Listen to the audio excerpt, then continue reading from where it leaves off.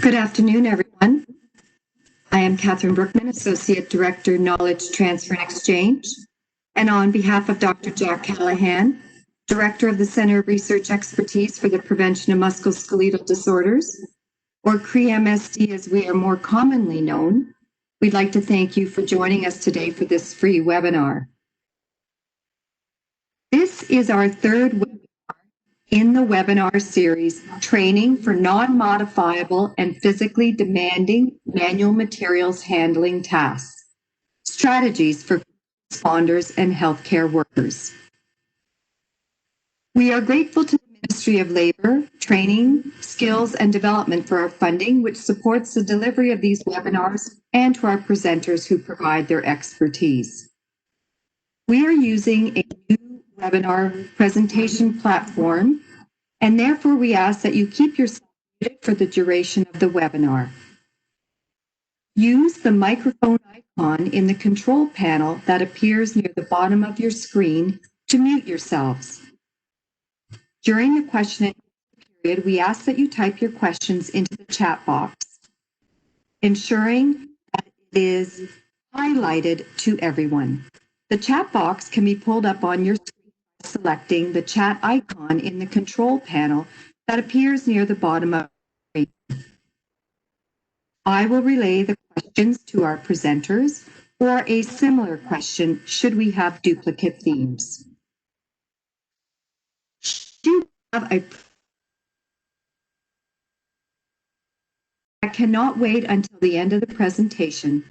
Please type this into the chat box and we will do our best to address it right away. The format of today's webinar is as follows. The presentation will be given, after which time we will have 10 to 15 minutes for a question and answer period. This webinar will be recorded, with the recording being made available to you on our website along with the presenter slides shortly after today's webinar. After the webinar, you will be sent a link to an evaluation. Please fill this out as it will assist us in the future delivery of our webinars. Now it is my pleasure to introduce to you our two presenters today. Our first presenter is Daniel Armstrong, who is a PhD student in the Occupational Biomechanics and Ergonomics Lab at the University of Waterloo. His research interests include understanding how interacting personal, task, and environmental factors influence the range of movement strategies an individual uses in the workplace, as well as quantifying the loading implications associated with movement for injury risk. Daniel received both his BSc and his Master's in Kinesiology from the University of Waterloo.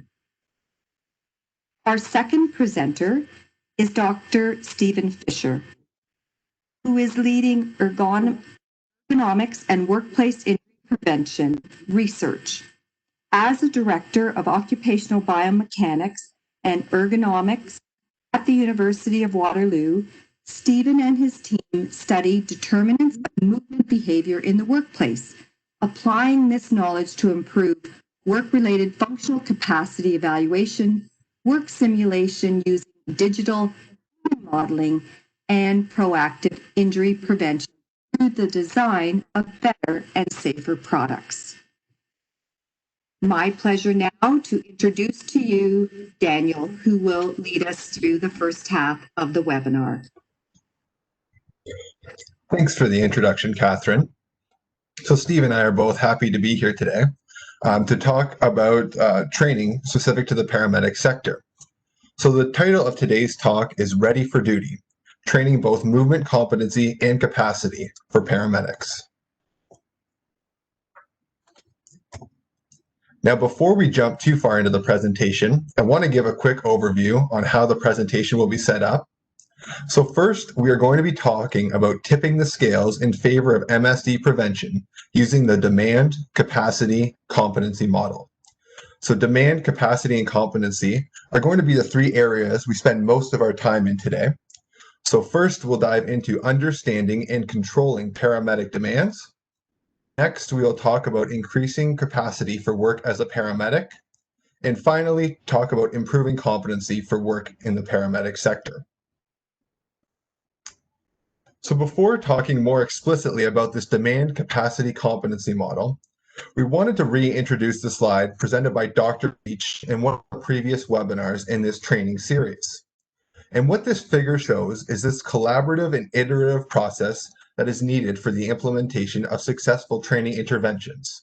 So based on this figure, we can see that training isn't a linear process. We can't just give a worker a training program and hope that it improves their capacity in the way they move in the workplace. There are a number of factors to consider.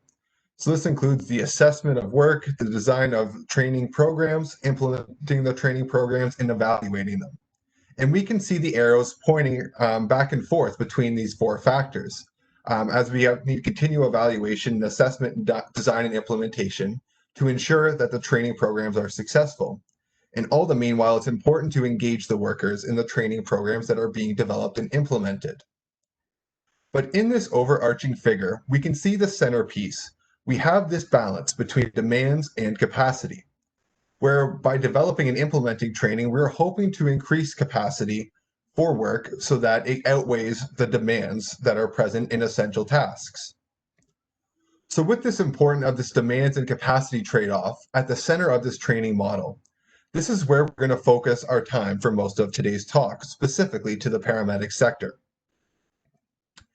So to delve a little bit more deeply into this demand and capacity trade-off, we have to present this demand and capacity model. So ideally, when we're implementing ergonomic interventions, we want to try and tip this scale to the right, where ideally the movement capacity that a worker has outweighs the job demands. But when thinking about this scale and this balance between demands and capacity, it's important to consider this fulcrum. So we've labeled this fulcrum in the scale as the movement competency piece. And we have some arrows pointing left and right here, because based on the way a worker chooses to move when completing demanding aspects of work, they may be either to better leverage their movement capacity and slide that fulcrum over to the left so that even when their capacity isn't changing, they can better leverage it to complete job demands. Alternatively, and unideally, if a worker chooses to move in a way that is not leveraging their movement competency well, this fulcrum can slide to the right. So again, even though those demands and movement capacity aren't changing, because of the way a worker is moving, those set absolute demands will subjectively appear as more demanding, which is unideal.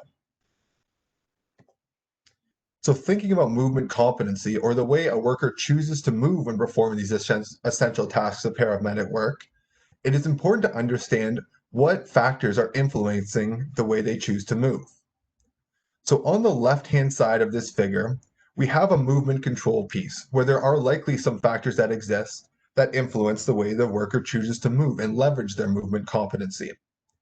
So we have this Venn diagram looking figure here where we have the three overlapping circles that are the task, environment, and person factors that could influence movement.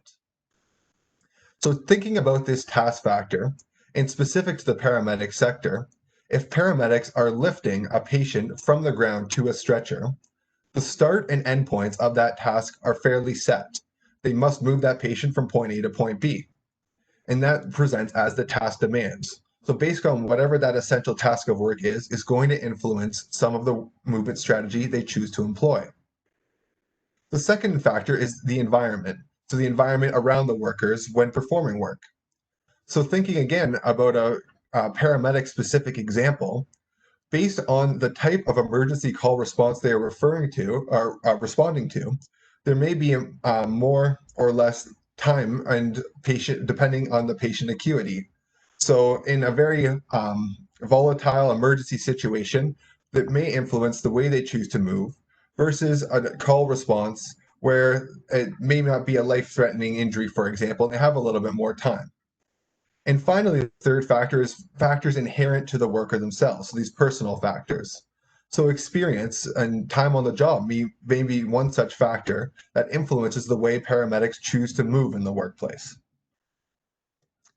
Now, on the other side of this figure, coming out of this central movement competency piece, we have resultant biomechanical exposures on the body. So previous literature has shown that even when working with absolute loads, if the movement strategy changes, it can influence the resultant biomechanical exposures on the body, where we know, based on previous research, that some biomechanical exposure variables, such as compression and shear force on the spine, is associated with risk of developing a musculoskeletal disorder. So I talked a little bit more earlier about leveraging movement competency so that we can better leverage our capacity to complete the job demands. But also this movement competency piece also directly relates to the resultant biomechanical exposures on the body. So it just reaffirms the importance of the way we move in the workplace because of these two outcomes that are associated with MSD risk. Now, when we are trying to intervene upon the demands, capacity, or competency, ideally, we want to reduce the job demands appropriately. And specific to the paramedic sector, the automation of work by implementing powered stretcher and load systems in place of manual stretchers may be a potential strategy to reduce some of these job demands. Secondly, we can work to try and increase movement capacity. And one way we may be able to do this is through targeted strength and conditioning approaches. So the figure on the slide, we have the little figure of a phone with a screen capture of a ready-for-duty strength and conditioning app that has been developed. So later in the presentation, we'll talk about this development of this strength and conditioning program and how it can help increase capacity for paramedic work. And finally, we want to better leverage movement competency and push this fulcrum to the left. And to talk about movement competency, later in the presentation, we'll dive a little bit more into the Ready for Duty e-learning series movement module, which will talk about some cues to move well in paramedic work, as well as some underlying research that supported moving in that way. So as a reminder today, we really want to tip the scales for MSD prevention to the right. So first, we'll be talking about understanding and controlling paramedic demands. So once again, we want to refer back to a previous webinar in the series, and this is taken from one of Dr. Duta's slide, where for injury prevention in the workplace, the most important way to intervene has been shown to be fitting the work to the worker. So alternatively, fitting the worker to the work approaches are important and can be beneficial, and that is the more traditional training approach. But it's important to note of fitting the work to the worker as an efficacious intervention strategy when possible.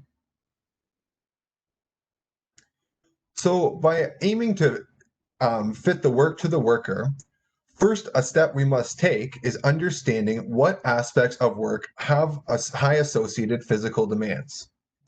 So in this study, we aimed to determine which aspects of paramedic lifting tasks had the highest physical exposures on the body. So we have a number of tasks on the x-axis of this plot, and a number of these tasks are stretcher handling tasks. This includes lowering, loading, and raising a stretcher.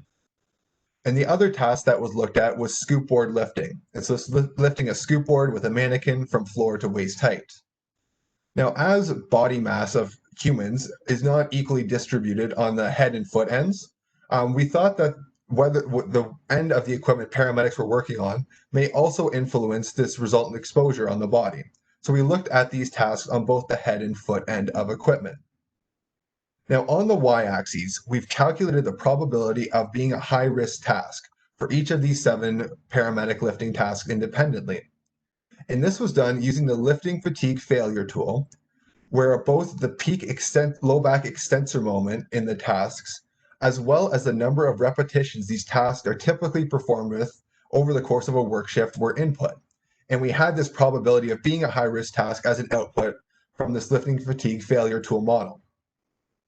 So if we look at the results, the mean probability of being a high-risk task, which is the middle black line in those gray boxes, was above 50% for all of the tasks that were analyzed. And as we look towards the right-hand side of this plot, we see that for the stretcher raising tasks, that probability was even over 70%. Now, in an ideal world, we would love to be in a workforce where the probability of essential tasks of work being high risk, being close to 0 to minimize risk of sustaining a musculoskeletal disorder. But in this instance, you can see that these probabilities of being a high-risk task are fairly high. And specifically, 5 of these 7 tasks analyzed were stretcher handling tasks, which reaffirms that some of the physical demands associated with stretcher handling can be problematic in terms of injury risk. So one way we can aim to reduce some of these high associated demands of stretcher handling tasks is through automation and implementing powered stretcher and load systems. So to give some context, on the left-hand side of the slide, we have a video of a paramedic unloading a manual stretcher from the back of the ambulance. And we can see that the paramedic working on the foot end of the stretcher has to manually support the load of that stretcher as it's walked back out of the ambulance, while a second paramedic manually has to lower the carriage to the ground. Now comparing that to the video on the right-hand side, we see that this powered stretcher and load system is on a track, so the paramedic working on the foot end of the equipment doesn't need to manually support the load of that stretcher and the mannequin on the stretcher in this case. And then the carriage of the stretcher is automatically lowered to the ground through the push of a button. So just looking at and comparing these videos, we can see that this implementation of powered stretcher and load systems may be useful in reducing some of the high demands of paramedic work. But the real question is, does this reduction in physical demands translate into reductions in injury incidents? And so that's the question we hope to answer in this study, where we compared injury incidents normalized to 1,000 call responses, both in an intervention service that fully implemented powered stretcher and load systems in place of manual stretchers, as well as injury incidents to a control service over the same time period. So we saw that in the intervention service, post power stretcher and load system intervention, there was significant reductions in total numbers of musculoskeletal disorders, as well as musculoskeletal disorders that occurred when handling a stretcher. Now, over the same time period in the control service that continued to use manual stretchers, injury incidents actually increased. And so these two services were selected because they were a similar size, had similar call volume, and were in a similar geographical region. So these reductions in injury incidents in the intervention service, while injury incidents actually increased in the control service, would support that these powered stretcher and load systems were successful in reducing injury incidents. So bringing this back to our demand capacity competency model, through the implementation of powered stretcher and load systems, it aimed to reduce the job demands to hopefully tilt the scale to the right. So we can visualize this by a decrease in job demands. And what that results in is the scale tipping towards the right as capacity is greater than the job demands, which is what we are hoping to do. Now, since the theme of today's presentation is more on training, we won't talk anymore about reduction of physical demands in paramedic work, but we wanted to take a second and direct your attention to a position paper on MSD prevention for the paramedic sector, which can be found on the CREMSD website. And in this position paper, it talks a little bit more about interventions to reduce some of the physical demands associated with paramedic work. So next, we can talk about increasing capacity for work as a paramedic. But before we talk about increasing capacity, first we need a test to determine if paramedic candidates have the requisite physical capacity to perform demands of work. And so the Ottawa Paramedic Physical Ability Test, or OPAT, was developed for that reason. And we can see some highlights of the OPAT in the video playing, where we see aspects of the test itself. So the OPAT is a series of 3 circuits where each of the 3 circuits is meant to mimic a type of emergency call paramedics may respond to. Now, to complete the OPAT successfully, paramedic candidates must complete the total circuit in under maximum time and do so by safely handling equipment. So you can't drop equipment, for example. Now, to develop the OPAT, it's been following a best practices approach for the development of a physical employment standard in Canada. And so this started with the development of a team that included researchers and stakeholders, and then to determine what aspects of paramedic work were physically demanding, frontline paramedics subjectively identified physically demanding tasks, and that information was used to develop these circuits. So in the continued following this best practices approach, a key piece of research that was needed is understanding the learning curve associated with test performance to determine when performance stabilized. So we had found in some of our previous work that by the fourth repetition of the OPAT, performance stabilized. So it took at least 3 practice repetitions for performance to stabilize and be a true representation of physical capacity. Also, we investigated whether any subgroups of the population were adversely impacted by OPAT performance. We found that none were, which again was another key step in this best practices approach. So following that, even with this implicit learning and performance stabilizing by a fourth OPAT repetition, interventions need to be made available for paramedic candidates who still don't have the requisite physical capacity to complete the demands of work. So to develop such an intervention, we aimed to put together a strength and conditioning program which would improve performance on the OPAT. Now, to develop this conditioning program, we first aimed to understand what aspects of physical fitness were associated with paramedic workability.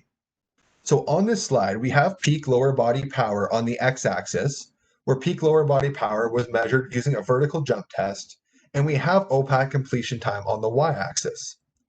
So on this, with this slide, we see that there was a significant association between peak lower body power and OPAT time, which suggests that the ability to leverage power from the lower body is helpful to complete the demands of paramedic work. We also found that grip strength as a surrogate measure of whole body strength was associated with OPAT completion time, where those that had higher grip strength had lower OPAT completion times, which would suggest that strength is another aspect of physical fitness important to paramedic work. Finally, we saw no association between cardiovascular fitness level and OPAT completion time, where we measured cardiovascular fitness with a VO2 max test, which suggests that cardiovascular fitness may be a little bit less important than strength and power to complete the demands of paramedic work. So with strength and power both being identified as important aspects of physical fitness for the paramedic work specifically, we developed a strength and conditioning program, and we wanted to determine if applying this strength and conditioning program could actually improve performance on the OPAT. So we developed this, or we put together this exercise intervention study where we recruited participants who were paramedics in training, so paramedic students from either Conestoga College or Humber College. We brought them in and we had them do some baseline OPAT and fitness testing, and then we broke the sample up into 2 groups. One of these 2 groups was a strength and conditioning intervention group. So in this intervention group, they went through a 4-week targeted strength and conditioning program where they met with a registered kinesiologist 3 times a week for a 1-hour session, and they completed strength and conditioning, which aimed to increase strength and lower body power. And a control group was also retained, and they were encouraged not to make any major lifestyle changes over the course of the 4-week intervention. Then after the 4 weeks, we brought back all participants and did some post-intervention OPAT testing. So now to talk a little bit more specifically about the development of the strength and conditioning program, here we have a figure of someone performing a front squat. So a front squat was one of the exercises that was included in this program, as it can be used to both increase lower body strength and lower body power if participants are coached to perform it explosively. And this figure is taken from that Ready for Duty strength and conditioning app that I alluded to earlier. So in addition to providing the strength and conditioning program, which aimed to make participants stronger and more powerful, we had a very heavy emphasis on movement-centric training. So research by Drs. Beach and Frost coming out of the University of Toronto have demonstrated the importance of moving well in strength and conditioning training for the firefighter sector specifically. So we tried to leverage some similar approaches with this paramedic population. So when the participants were in the gym for these strength and conditioning sessions, we were very clear on cueing their movements as they were performing exercise. So to visualize this a little bit, we have an example of someone performing a deadlift exercise.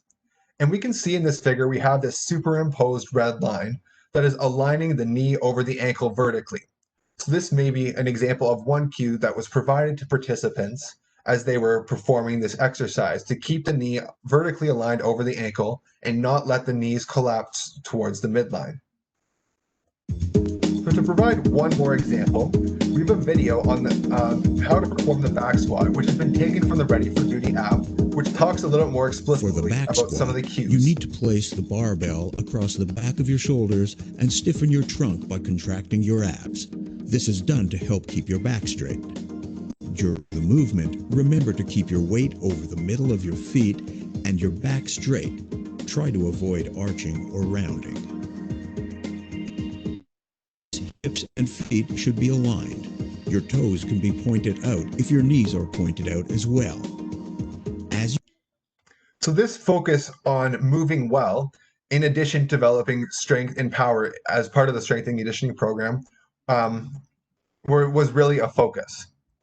Now, evaluating whether or not this developed strength and conditioning program was effective in improving OPAC completion time, here we have a bar graph which shows the pre and post intervention completion times for both the intervention and the control group. So we saw that this movement-centric strength and conditioning approach led to significantly lower OPAC completion time in the intervention group, while there was no significant difference in OPAC performance in the control group. So what this results show us was that this developed strength and conditioning program was successful at improving capacity in a way that was measurable in OPAT performance. Now, sure, it's neat that we've developed a strength and conditioning program and we've showed that it can increase OPAT performance.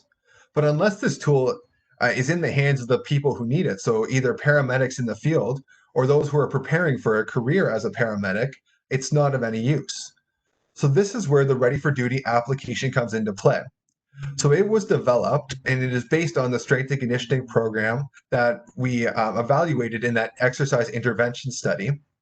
And what this app does is it puts together workout programs that include all of pull, push, hinge, lunge, and squat patterns. And the goal of these programs are to increase the strength and power of paramedics. So with all the workouts that the app puts together, there are associated videos for each exercise that give explicit instructions. So even though with the app you won't have access face-to-face to a kinesiologist, for example, there still is the emphasis on movement-centric training in the coaching and cueing of these movements through videos embedded in the app. And you can find this Ready for Duty application in the App Store on either your Apple or Android devices by searching for R4D or by going to the PSHSA website. So once again, bringing it back to this demand capacity competency model, through targeted strength and conditioning interventions, we had aimed to increase movement capacity specific to the paramedic sector. So if we visualize this, we aim to increase this movement capacity piece. And again, this results in the scales tipping towards the right, towards MSD prevention. So next, we're going to talk about movement competency, but I'm going to turn it over to Dr. Fisher.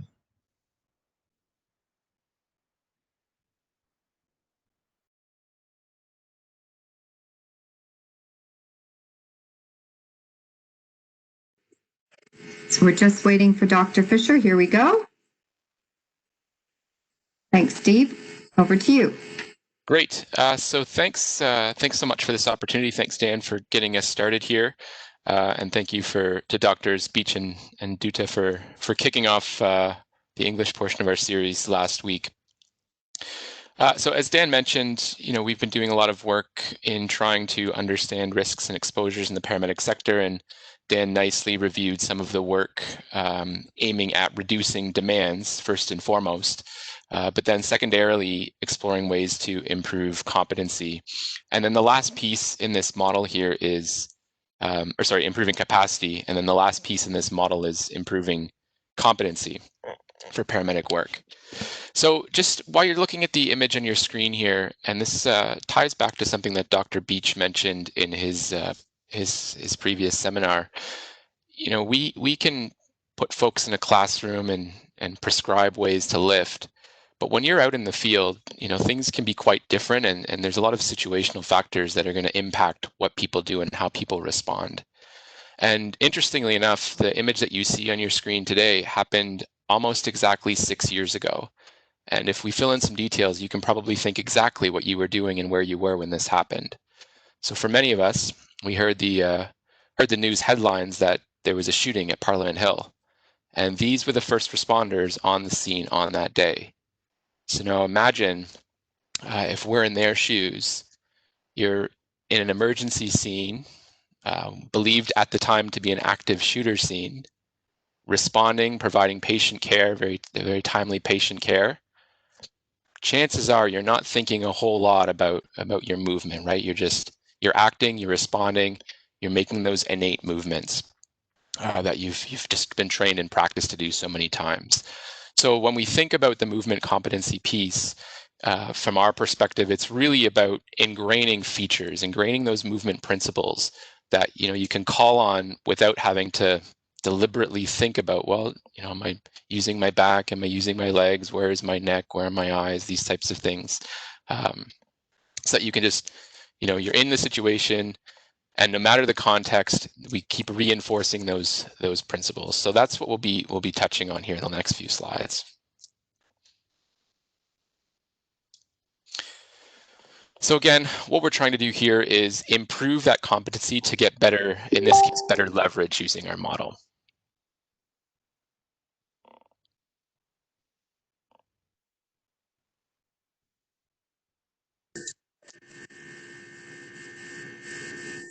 So here we see an example, we've done quite a lot of measurement in the lab of a paramedic, and I realize that the capture volume of the video is a little bit small, but you can see the explosive nature of that lift. And here we're simulating lifting a stretcher into the rear of the ambulance. So for those that might be less familiar with what it's like, clearly from this video, you can see there's a lot of definitely kind of lower body explosive power required to propel that stretcher up into the rear of the ambulance. And it turns out that the strategies and techniques that paramedics use to propel that stretcher up into the ambulance has a direct impact on the loading that they experience in their body. So what I'm showing here is an example of a relationship between technique, which we've quantified in terms of the relative lower body power, or the amount of, relative lower body work, or the amount of work that a paramedic is generating with their lower body when loading a stretcher, and then the corresponding L4, L5 spine moment. And what we see is a decreasing linear trend here, roughly linear trend, where as paramedics are producing more work from the lower body relative to their total body, they're experiencing lower exposures. So that's promising. But what's really interesting about this is if we look at the difference in the dispersion of the black dots versus the white circles, and the black dots represent males and the white circles represent females. And one of the really interesting findings that we're continuing to follow up on is that the variability, at least in terms of the relative work that females were performing or developing from the lower body, that variability is quite small. And we believe that that partially represents the fact that loading the stretcher into the rear of the ambulance as an exemplar task is quite physically demanding. And depending on the strength characteristics of females, they may have fewer options to be able to move to load it in. So they effectively have to leverage a technique which is perhaps much more optimal. Whereas there's some males that, and these dots here that are a little bit further to the left of the curve, were males that didn't look like that explosive lift that we just saw in the video before, but maybe it was just a pure arm lift and almost like a bicep curl up, or in many cases a shrug. So it's certainly possible to do it, but there was a penalty in terms of higher exposures. So again, what we've been trying to do is develop tools and resources to help paramedics adopt principles of movement that allow them to better leverage their power generation capabilities in a way that reduces exposures, particularly to the spine. So here's an example of some computer vision work that we've been doing. And what you see here, I'll just focus on the left, is patterns that emerge between people that lift with lower, or paramedics that lift with lower exposures and higher exposures. So we've been kind of reverse engineering what these look like. So we measure 30 people in the lab, and using computer vision techniques, we let the computer kind of separate out what's different between people that have high exposures and low exposures. And so interestingly, and perhaps not surprisingly to a group of ergonomists, one of the defining features is proximity to the load. So you'll notice that the red represents the high exposure lifter. That represents the high exposure lifter is back quite a bit further from the load. Well, why is that? Well, perhaps, it has to do with joint ranges of motion and things of that nature. So again, kind of reinforcing our desire and our interest and our need to focus on key features of movement to ensure that we're giving everybody the best possible ability to lift in a way that's going to minimize exposures on their body. And again, here's just a quick example of our low exposure lifters, moderate exposure lifters, and high exposure lifters. So on the right, this would be that red stick figure, and on the left, this would be the black stick figure. And again, perhaps not surprisingly, the folks that we identified as low exposure lifters actually had a higher capacity as well. So not only did they, were they getting closer to the load, and some subtle differences in how they maneuvered their bodies and generated power from the lower body, but they were also, when we asked them to do a 1 repetition maximum lift using a backboard as an example, they also had the ability to lift much heavier loads. So again, reinforcing some of the points that Daniel was making about it's not just how somebody moves, but it's also, also their engine. What type of motor do they have to promote movement? What type of strength is there? What is the joint range of motion capabilities? Because they all tie in together. They're not independent. So again, and just reinforcing a message that Dr. Beach was speaking to, it's really important to ingrain these principles, these principal behaviors that can transfer, so that regardless of whether I'm lifting a hose from the floor in the example you see here, or a kettlebell in the gym, or a scoop stretcher, or a medical bag, or whatever it might be, having these features that can transfer across and be ingrained such that we can really help these folks best leverage their movement competency to minimize the impact of those demands in terms of the biomechanical exposures in the body. So I'm going to showcase just a couple examples here. First feature that we often work with in our community, and again, following from the work of Drs. Frost and Beach, is straight back. So effectively just keeping a normal back curve. And what's really interesting here is you can see the image on the screen. We have 2 paramedics. These are both trained, experienced paramedics. Each of them have 5+ years of experience, but a very different approach in terms of how they lift the stretcher. So obviously there's some spine curvature here, and this is partially because a scoop board lift is typically from the ground, and that has its own inherent challenges. But we can see that there's quite a lot of spine curvature in one individual relative to the other.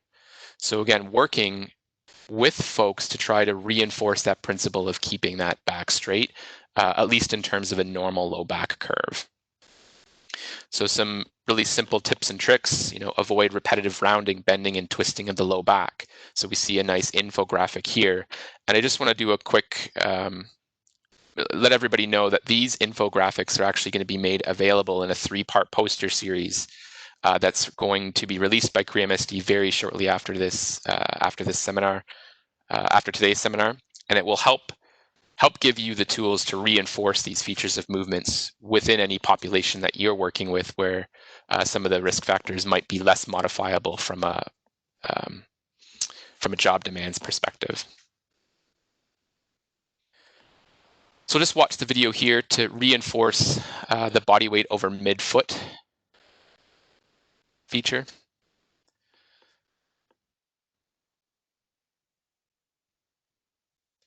So if we just notice as we scan in here, again, very experienced paramedic, and perhaps because of ankle mobility, perhaps because of strength, perhaps because of hip mobility, we'd have to certainly do some diagnostics there. But for whatever reason, this particular individual is not able to maintain body weight over the middle of the foot. And Daniel spoke nicely about that left to right or medial lateral balance, where he showed some of the lines overlaid between the knee and the ankle, but also important front to back. So again, one of the key features that we continue to emphasize is this midfoot or body weight over the middle foot. And we do this not only in the gym, but we're reinforcing this principle at any time, regardless of the type of lift, regardless of the specific application, and continuing to kind of ingrain these key features. So again, I'm just calling out attention to some of the infographics that you'll soon have at your disposal, just to reinforce the concept and the importance of having your body weight centered over your foot, both in terms of medial lateral or left to right, but also in terms of anterior posterior or front to back. Shoulders are another big one, especially this is not so much a lifting example, but again, kind of non-modifiable tasks like CPR, and just reinforcing to keep the shoulders down, to especially with many of us probably working from home. By the end of the day, we notice those shoulders creeping anteriorly or shoulders creeping up towards the ears. And again, just emphasizing these key features. So when we were doing the S&C study with our paramedic candidates, reinforcing these principles, reinforcing this principle that we want you to really control that shoulder posture, keep those shoulders down, don't let them drift up towards the ears, and again, reinforcing these principles. Have some nice graphics again that we'll allude to just to highlight these resources that you'll have at your disposal to reinforce these key features, key principles of movements within your populations where you don't have access to otherwise viable work tasks. And for those interested specifically in the paramedic sector, we've developed, in collaboration with Wilfrid Laurier University and PSHSA, a series of e-learning modules that are targeted towards paramedics and paramedic candidates, but the concepts, again, would apply broadly across sectors. And this e-learning series not only touches on aspects of nutrition, mental health and wellness, physical conditioning, these types of issues, but we also have a module that's directly targeted to movement. So again, you can search for R4D at PSHSA, and you'll find the app that Daniel was referring to, and you'll also find access to these webinars. All of these tools are free, so you're welcome to check these out at PSHSA at choosing.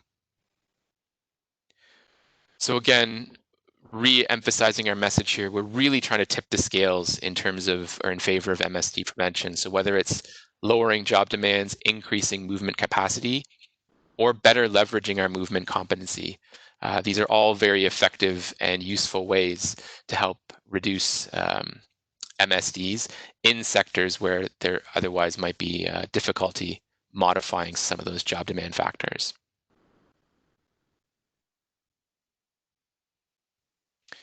So what's next? Our research right now is currently leveraging some of the technologies that you see here, for example, using markerless motion capture. So this is obviously not related to paramedics, but more of a sports assessment. And some of these tools are effectively allowing us to, quote unquote, bring the biomechanics lab out into the field. So we're really excited now to be working with paramedic candidates who are completing the OPAT as you see here. And while we're measuring whether or not they have the physical capacity to do the job, we are now working towards ways where we can also conduct more quantitative motion assessment to identify opportunities to reinforce principles or features of movement with specific individuals. So obviously you see there's lots of jumping here and there's still some challenges with the technology, but this is one of the applications that we see moving forward in terms of developing tools that we can use to help identify individuals that might best benefit from some continued and personalized training, but also as a way to kind of quantify some of these exposures and potentially provide some real-time feedback. The other big question we have going forward is, how do we continue to coach people and to reinforce these principles of movement? And one of the things that we're starting to learn is that it seems that some individuals are quite adept at perceiving their body and understanding the loads in their body, and other individuals are very much almost in the dark and aren't aware of this sensory feedback mechanism. So we're really starting to push now into an area that's exploring what we might call this exercise-based intervention, but not just in terms of lifting weights and getting nice and strong, but also in helping people understand how to tap into their own sensory information and maybe being more in tune with some of the sensory information that they have at their disposal to help them on board adjust and adapt their mechanics to follow some of those key features in circumstances that might be a little bit more extenuating. So with that, we hope that you've enjoyed this overview of our tips for, in this case, tipping the scale in favor of MSD prevention for the paramedics sector. A few key takeaways. One, as always, follow the hierarchy of controls to reduce demands as possible. So Dr. Dutta mentioned this in the first talk. Always the best approach to try to fit work to workers. However, we have situations where that can be quite challenging. Our research is showing that if we increase physical capacity within the paramedic sector, we can improve performance, at least as measured with a job-specific physical employment test. And when we are working either in a hands-on training, coaching students how to lift stretchers in the classroom, or if we're in the gym in the strength conditioning setting, we're continuing to reinforce these key features of movement to promote improved movement performance. And again, there will be the 3-part resources coming out from CREMSD shortly to help you share these key movement features with groups that you might be working with. So lastly, all of this work could not have happened without the tremendous support, enthusiasm, and encouragement we've had from paramedics leadership union across Canada. We've had some great funding opportunities, and it's been really a pleasure to get to know and work with so many wonderful men and women across the country that work tirelessly to protect our health and well-being. Work tirelessly every day to protect our health and well-being. So we're certainly privileged and grateful for all that they've given us in this work. We've had a number of people that we've had a chance to work with along the way, so just acknowledging some of those folks there. Especially a huge call out to the Ottawa Paramedic Service, who has literally opened up their building for us to allow us to go in, work with their paramedics, do research, a lot of research right on site in their facility. So it's been fantastic. And if you have any follow-up questions beyond today, feel free to follow us on Twitter or check out our lab website for updates. And with that, again, just a reminder that there's lots of resources available, and you are welcome to download these and use them as you wish. So thanks very much for your time and attention today. Thank you so much, Daniel and Steve, for a very informative webinar. I see we've got lots of questions coming in, so I'm going to jump right into them. And between the two of you, either both of you or one of you can respond.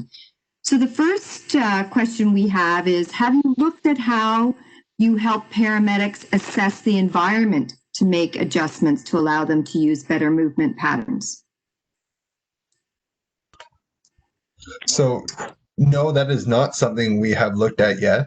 When we think about some of the factors that likely influence movement control, the environment definitely probably plays a role in that in some way, shape, or form. Steve, I think you've done some work looking at different types of call responses with paramedics. So I don't know if you want to talk a little bit more specifically to that. Yeah, and Jonathan, I can see your question here, and thanks for the question. And to Dan's point, no, we haven't done it. It's certainly something that's come up, though. Again, I'm not a paramedic, and I don't want to misstate this correctly, but typically there's a process of their training around situational awareness, where they would be assessing the situation, not only in terms of kind of the medical situation that they're in, but also the environment that they're in. particularly for risks and threats. To my knowledge, that situational assessment doesn't necessarily consider, what are the types of physical maneuvers that I'm going to have to perform. But we have had some conversations about considering how that situational awareness training might also consider movements and this type of thing. The other piece to this, though, is we're just simply trying to reinforce principles so that regardless of the situation, the paramedics are quite adept at perceiving their bodies and applying these movement principles as well. Thank you, Steve and Daniel. Do you see strength and conditioning training for paramedics being provided or offered to paramedicine students in school, or as a pre-employment offer, physical test? I know we're going to look at this at our webinar on November 9th for PSWs and nurses. Do you see this being addressed currently? Steve, you can go ahead. Yeah, great question.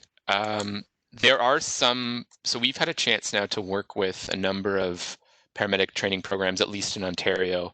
We did an environmental scan, though, of all of the programs across the country, and there's quite, perhaps not surprisingly, quite a lot of variability in the type and quality of training. So very much in line with the whole message of this webinar series. There are some programs that it's more didactic, coaching around movement and lifting, and other programs that have aligned their paramedic programs with some of their health and fitness training programs, such that the health and fitness folks are actually providing deliberate training programs for some of the paramedic students. So I would love to see the field go in that direction, where we're helping to reinforce and coach and teach these key principles, both in terms of the hands-on equipment training that paramedic students are getting, but also in terms of the strength and conditioning coaching that they're able to access through their training as well. Thanks for that, Steve. And a similar follow-up question. Are you aware, you and Daniel, either one of you, of any paramedic services having ongoing testing for staff to determine continued fitness for duty? At this point, I'm not familiar with any across in Canada. We've certainly had the conversation. There's a number of challenges that have arisen. We have had quite a lot of success, at least in terms of getting adoption of the OPAT as a standardized pre-hire test. So in Ontario and in some other provinces now, it's become the de facto test to determine or to make sure that an individual has the capacity. And in a select number of services, it's also used at the return to work stage for incumbents that have been off work for a predetermined period of time. But to my knowledge, there's no fitness for duty that might be assessed on an annual basis. I think there could be some advantages to that. There's also some challenges as well, and certainly happy to chat offline in more detail. Thank you for that. Another interesting question. Do you see a role for wearable devices in helping to improve movement competency? So I can jump on this one, Steve.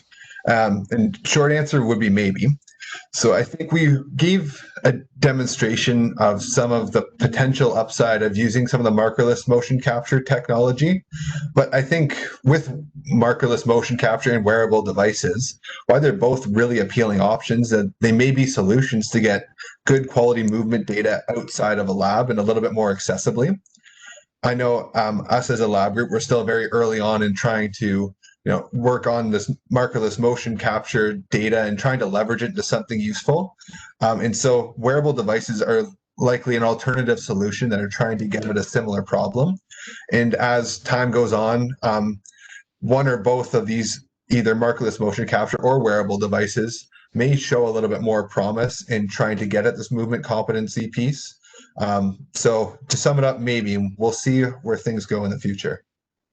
Just to add on to that, Dan, I'd also, Rick, just reference you back if you had a chance to see the webinar from TLock and Tyson. TLock's work has really done a great job of using an on-body wearable as a source of feedback. Now, obviously, there's some challenges with that in terms of how often you give feedback and the type of feedback, and whether or not you fade that feedback over time to allow the sensory system to kick in and take over. But I think they've done some really nice work and would be a great place if you're looking to learn more. TLock's work is a great place to start. Thanks for that, Steve. Have you considered the impact from working on uneven or unstable surfaces? You can go ahead, Steve. Not directly.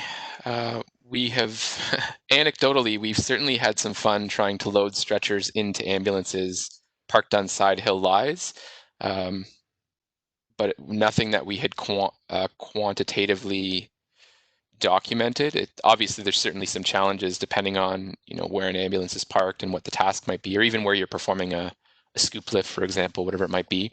But we haven't delved to that level of detail yet. However, that being said, I think kind of sticking with this philosophy of ingraining key features is really useful. So whether I'm unstable or on a stable surface, there's still an element of those key features that I want to make sure I'm reinforcing to give that paramedic the best chance for success.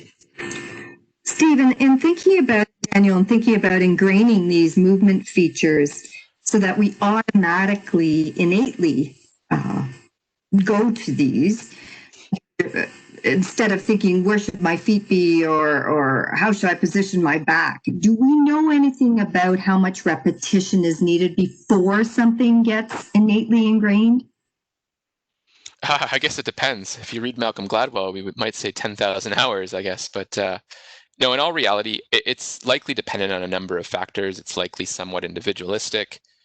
At the end of the day, I think what we probably have to do a better job of, in my opinion, is leverage the expertise of our motor learning researchers, and especially some coaches that have really followed more closely some of the fundamentals of motor learning, and tying that into approaches for occupationally oriented strength conditioning.